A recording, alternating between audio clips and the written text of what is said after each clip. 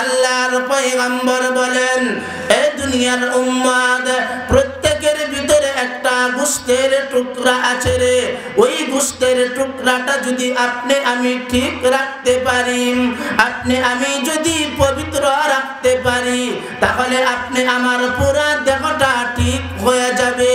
আর যদি ওই গোশতের টুকরাটা আপনি আমাদের নাপাক হইয়া যায়, আপনি আমাদের পুরা দেহটা নাপাক হইয়া যাইবে।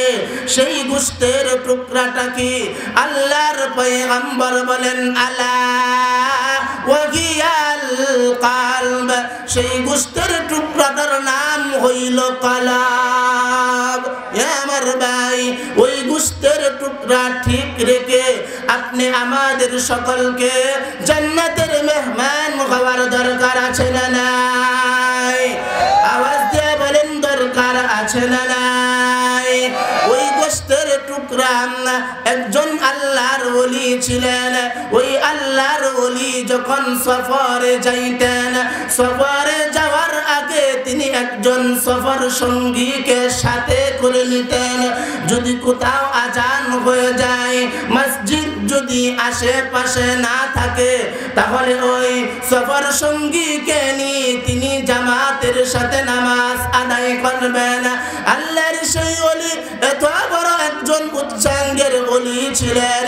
ওই আল্লাহর ওলি কিতাবের মধ্যে আসছে, জন্মের পর থেকে নিয়ে যেদিন থেকে ওনার উপর নামাজ ফরজ হয়েছে, অর্থাৎ যেদিন থেকে বালেগ হয়েছে, ওই দিন থেকে ওনার কোনোদিন তাকবীর ওয়ালা ছুটে নাই, জামাত কোনোদিন ছুটে নাই। এই জন্যে ওই আল্লাহর ওলি যদি কোথাও সফরে যাইতেন, সাথে করে একজন সফর সঙ্গী সাথে করে নিয়ে যাইতেন। আল্লাহর সেই ওলি একদিন সফরে যাবেন, নিকটবর্তী একটা সফরে যাবেন। সকালবেলা যদি রওনা করেন, দুপুর বেলায় বাড়িতে আসিয়া জোহরের নামাজ আদায় করতে পারবেন, এমন একটা নিকটের সফরে গেলেন। ওই দিন আল্লাহর ওলি মনে মনে ভাবতেছেন, আজকের সফরটা আমার হচ্ছে নিকটবর্তী একটা সফর, ওই সফরে আমার সফর সঙ্গী নেওয়ার দরকার নাই। আল্লাহর সেই ওলি সফরে রওনা হয়ে গেলেন। এমন সময় এমন একটা জায়গায় তিনি উপস্থিত হয়েছেন। ওই জায়গায় উপস্থিত হওয়ার পরে জোহরের আজানের সময় হয়ে গিয়েছে, জোহরের নামাজের টাইম চলিয়া যাইতেছে। আশেপাশে কোনো মসজিদ তালাশ করিয়া পাইতেছে না। আল্লাহর সেই ওলি জামাতের সাথে কিভাবে নামাজ আদায় করবেন? আল্লাহর ওলি খুবই চিন্তিত, খুবই পেরেশান। আল্লাহর ওলি চিন্তা করতে করতে সামনের দিকে যাইতেছেন।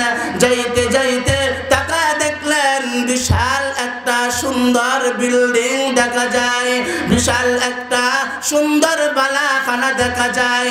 আল্লাহর সেই ওলি ওই সুন্দর বালাখানার কাছে গেলেন। বালাখানার কাছে যখন গেলেন, ওই বালাখানার গেটে একজন হিন্দু দারোয়ান, এই হিন্দু দারওয়ানকে আল্লাহর ওলি বলতেছেন, ও আমার ভাই, আমি তো কোনোদিন জামাত ছাড়া নামাজ আদায় করি নাই, আজকে তো মসজিদ তালাশ করিয়া পাইতেছি না, কোথায় যায় নামাজ আদায় করব?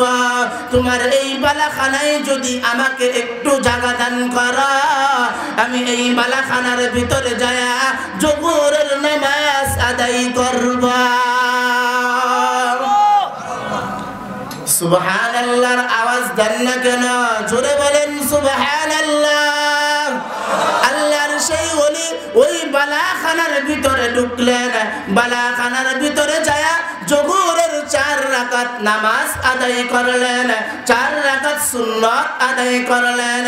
4 রাকাত সুন্নাত আদায় করার পরে আল্লাহর ওলি আল্লাহর কাছে দরখাস্ত করতেছেন, হে আমার আল্লাহ,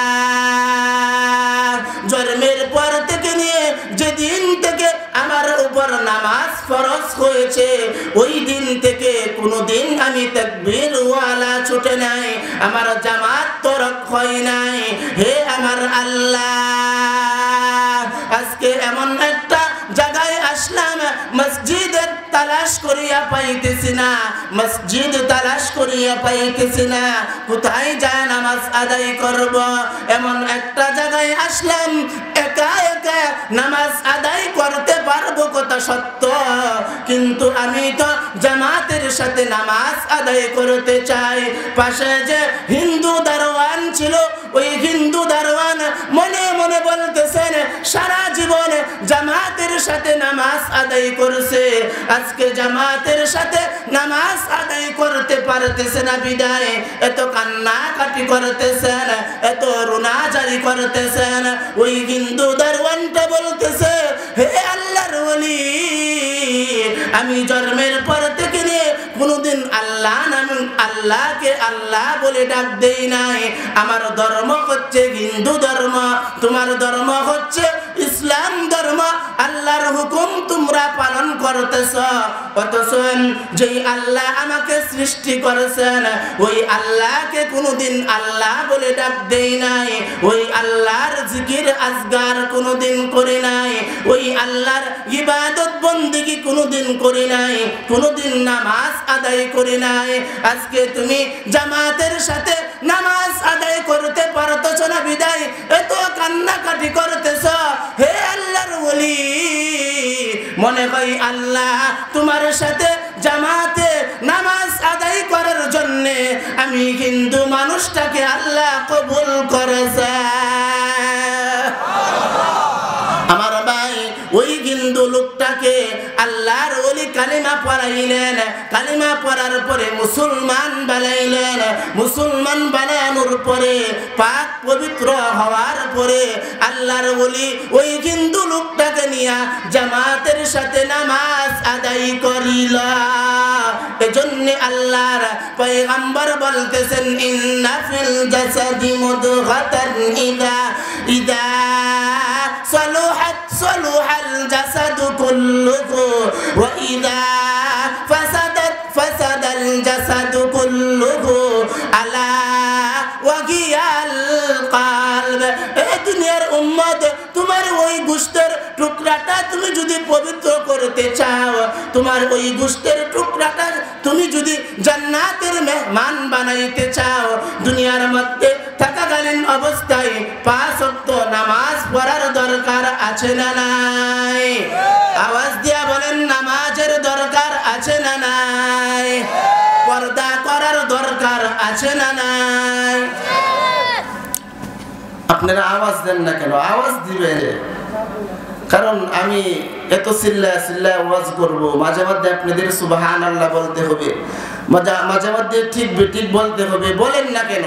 কৃপণগিরি করেন কেন?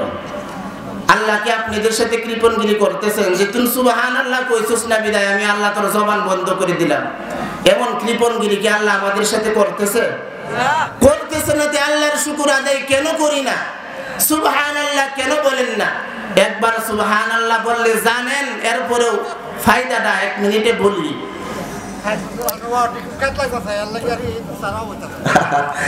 একবার সুবহানাল্লাহ বললে জান্নাতের মধ্যে এত বড় একটা ফলের বাগান তৈরি করা হয়, দ্রুতগামী ঘোড়া যদি বাগানের এক মাথা থেকে নিয়ে অপর মাথা পর্যন্ত 500 বছর দৌড়ায়, বাগানের শেষ মাথাও জিয়া অতিক্রম করে শেষ করতে পারবে না। সুবহানাল্লাহ। একবার সুবহানাল্লাহ বললেই ফজিলত। সুবহানাল্লাহ বেশি বেশি কইলে কি ফজিলত? বেশি বেশি বলবেন তো ইনশাআল্লাহ। তাহলে সেই গোশতের টুকরাটা আপনি আমাদের পবিত্র রাখার দরকার আছে না নাই? আওয়াজ দেয়া কথা বলেন, দরকার আছে না নাই? সেই গোশতের টুকরাটা আল্লাহর পয়গম্বর বলেন, দুনিয়ার মধ্যে মানুষ যদি একটা গুনাহ করে ওই কলিজার মধ্যে একটা কালো দাগ পড়ে, আবার যখন আরেকটা গুনাহ করে আবার কলিজায় আরেকটা কালো দাগ পড়ে যায়। হাদিসের ভাষায় বলা হয় নুকতাতুন সাউদা। মানুষ যখন গুনাহ করতে করতে বেগায়া অশ্লীলপনা কাজ করতে করতে তার ওই কলিজা কলিজাটাকে তার ওই কলবটাকে কালো বানায় ফেলায়। কালো যখন বানায় দেয় তখন তার ভালো কাজ করতে মন চায় না, আল্লাহর ইবাদত করতে মন চায় না, ভালো কথা শুনতে মন চায় না, ভালো কথা জবান দিয়া বাহির হয় না। ওই সমস্ত মানুষ যারা গুনাহ করতে করতে বেগায়া অশ্লীলপনা কাজ করতে করতে ওই কলিজাটাকে যারা আমাবস্যা রাতের মতন কালো করে দিয়েছে, ওই সমস্ত মানুষের অন্তর কেমন আল্লাহ এক আয়াতে বলতেছেন, ওয়া ইন্না মিনাল হিজারাতি লামা ইয়াতাফাজ্জারু মিনহুল আনহার।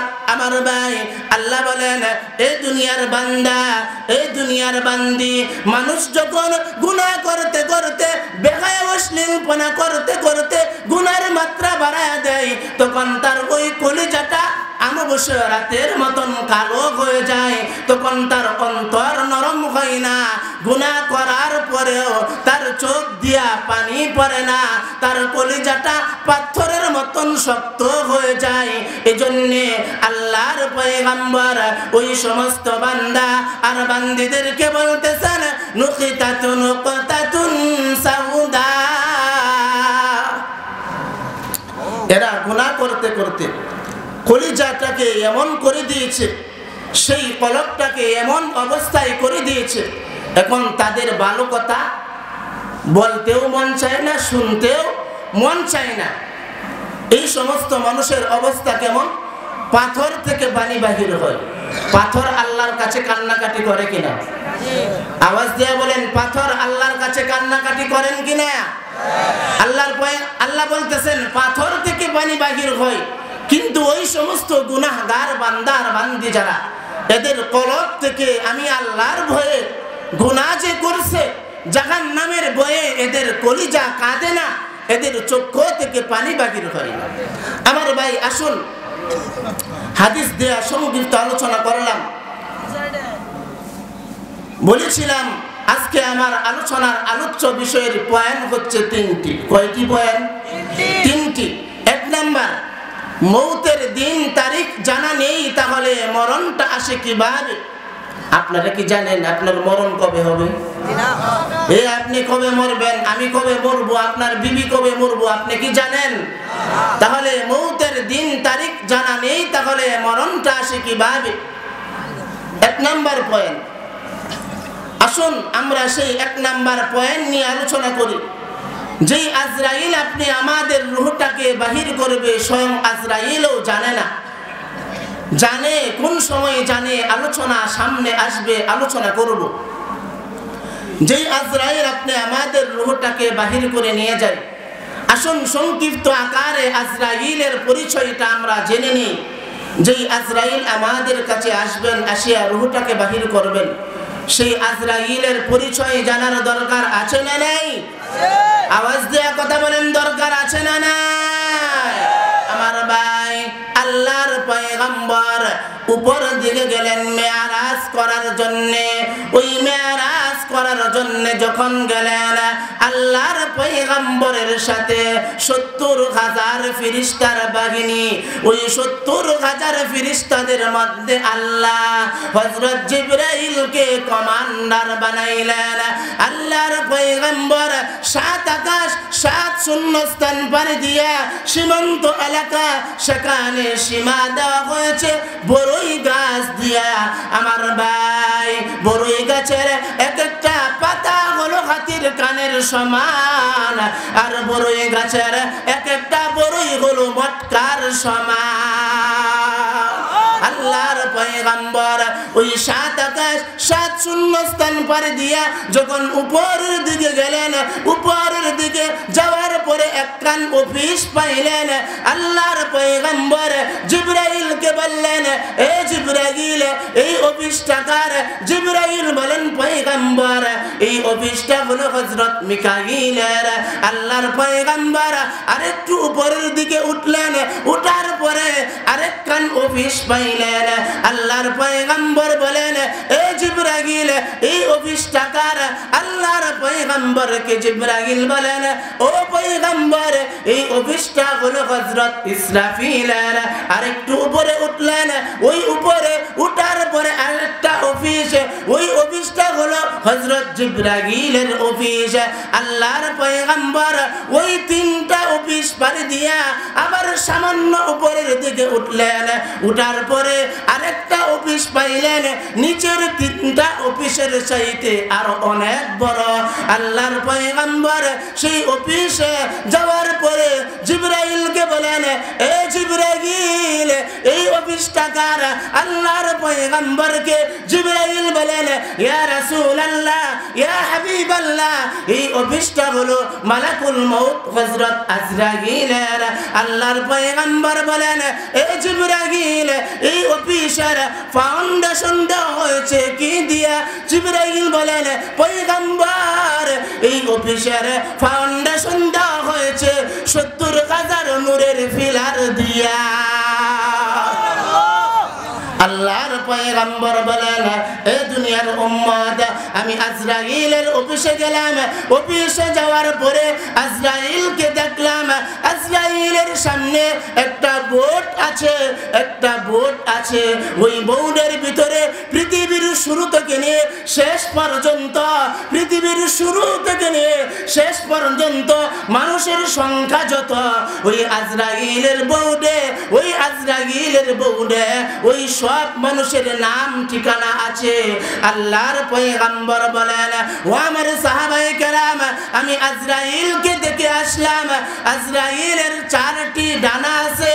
সুবহানাল্লাহ, আওয়াজ দিয়ে বলেন সুবহানাল্লাহ। আজরাইলের ডানা কয়টি? আজরাইলের ডানা 6টি। আল্লাহর পয়গম্বর বলেন, ও আমার সাহাবায়ে কেরাম, আজরাইলের 4টি ডানা দেখে আসছি, আর তার 6টি চেহারা আছে। সুবহানাল্লাহ। চেহারা কয়টি? 6টি। আল্লাহর পয়গম্বর বলেন, ও আমার সাহাবায়ে কেরাম, তোমরা কি জানো ওই আজরাইলের যেই 6টি চেহারা আছে, ওই 6টি চেহারায় তার চোখের পরিমাণ কি? আল্লাহর পয়গম্বর বলেন, ও আমার সাহাবায়ে কেরাম, পৃথিবীর শুরু থেকে নিয়ে শেষ পর্যন্ত, শুরু থেকে নিয়ে শেষ পর্যন্ত যত মানুষ আসে এবং যত মানুষ আসবে, মানুষের সংখ্যা যত, ওই আজরাইলের ওই 6টি চেহারায় চোখের পরিমাণ হইল তথা। আল্লাহর পয়গম্বর বলেন, ও আমার সাহাবায়ে কেরাম, আমি আজরাইলকে দেখে আসলাম। আজরাইল কি পরিমাণ বড়, তার মাথাটা কত বড়, তার দেহটা কত বড়, তার মাথাটা এত বড়। পৃথিবীতে যত নদী সাগর আছে, যত খাল বিল আছে, সব নদী সাগরের পানি, সব খাল বিলের পানিকে যদি এক জায়গায় জমা করা হয়, এক জায়গায় জমা করিয়ে যদি আজরাইলের মাথার উপরে ঢেলে দেওয়া হয়, ঢেলে দেওয়ার পরে আজরাইলের মাথা থেকে ইঞ্চি পরিমাণ পানি আজরাইলের মাথার বাহিরে বাহির হইবে না। কেমন বড়? একটু আন্দাজ করতে পারছেন? অনুমান করতে পারছেন? পৃথিবীতে যত নদী সাগর আছে, যত খাল বিল আছে, সব নদী সাগর, সব খাল বিলের পানিকে যদি একত্রিত করিয়া আজরাইলের মাথার উপর ঢেলে দেওয়া হয়, আল্লাহর পয়গম্বর বলেন, ইঞ্চি পরিমাণ পানি আজরাইলের মাথার বাহিরে বাহির হইবে না। সুবহানাল্লাহ। আজরাইল কি পরিমাণ বড়? আল্লাহর পয়গম্বর বলেন, আমরা যে খাইতে বসি, খাবারের সামনে যে আমাদের প্লেটগুলো থাকে, ওই প্লেটগুলো কি আমার চাইতে বড় না ছোট? কেমন ছোট? অনেক ছোট, অনেক ছোট। আল্লাহর পয়গম্বর বলেন, ও আমার সাহাবায়ে কেরাম, আজরাইলের সামনে এই 7টা জমিন ছোট্ট একটা প্লেটের মতো। সুবহানাল্লাহ। আমার ভাই, আজরাইলের সামান্য পরিচয় দিলাম। এখন আসুন, অফিসটা বড় তো বললাম, 70,000 নূরের ফিলার। তার অফিসটার মধ্যে কত হাজার নূরের ফিলার? 70,000 নূরের শুধু ফিলার যে অফিসটা হয়, সেই অফিসটা কি পরিমাণ বড় মোটামুটি একটু আন্দাজ করেন, মনে মনে আন্দাজ করেন। কারণ সব আলোচনা যদি একবারে বিশ্লেষণ করে করতে যায় সময় যাই বোকা 3 ঘন্টা। বক্তা রয়েছে আরো 3 জন বাহিরে, তারাও তো আসবেন, আলোচনা করবেন, শুনবেন না আপনারা? সামান্য একটু কুট্টু করে বলে সামনের দিকে অগ্রসর হইতেছি। আজরাইলের পরিচয় দিলাম। এখন আসুন, মৌতের দিন তারিখ জানা নেই, তাহলে আজরাইল আসে কিভাবে, মরণটা হয় কিভাবে? স্বয়ং আজরাইলও মৌতের দিন তারিখ জানে না। এখন অটোমেটিক প্রশ্ন জাগে, হুজুর যেই আজরাইল আপনি আমাদের রূহটা বাহির করবে সেই আজরাইলও জানে না, তাহলে মরণটা হয় কিভাবে? প্রশ্ন জাগেনি, প্রশ্ন জাগেনি। কথা বুঝেন মোটামুটি নাকি? আজরাইল কিভাবে জানে? আমরা যে দুনিয়ার জমিনে আছি, আমরা যে খাবার খাইতেছি, পানি খাইতেছি, আমাদের নাকের ভিতর দিয়া বাতাস আপডান হইতেছে। এই খাবার, পানি এবং বাতাস আপডান করাইতেছে যে আমাদের পিছনে কিছু খাদেম ফেরেশতা আছে না নাই? আওয়াজ দিয়া বলেন, আছে না নাই? যার মরণের আর 40 দিন বাকি আছে, ওই 40 দিন যার বাকি আছে, 40 দিন আগে ফেরেশতারা, আমাদের খাদেম ফেরেশতারা আমাদের বেশি রিজিক তালাশ করিয়া পায় না।